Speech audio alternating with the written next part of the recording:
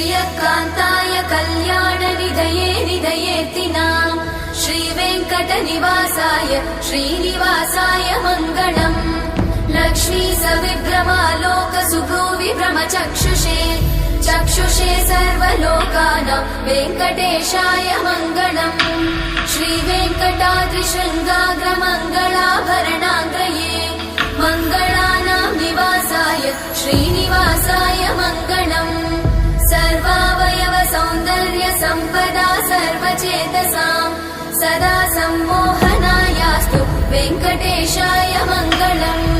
नित्याय निरवध्याय सत्यानन्द चिदात्मने सर्वान्तरात्मने श्रीमद् वेङ्कटेशाय मङ्गलम् स्वतः सर्वविदे सर्वशक्तये सर्वशेषिने सुलभाय सुशीलाय वेङ्कटेशाय मङ्गलम्।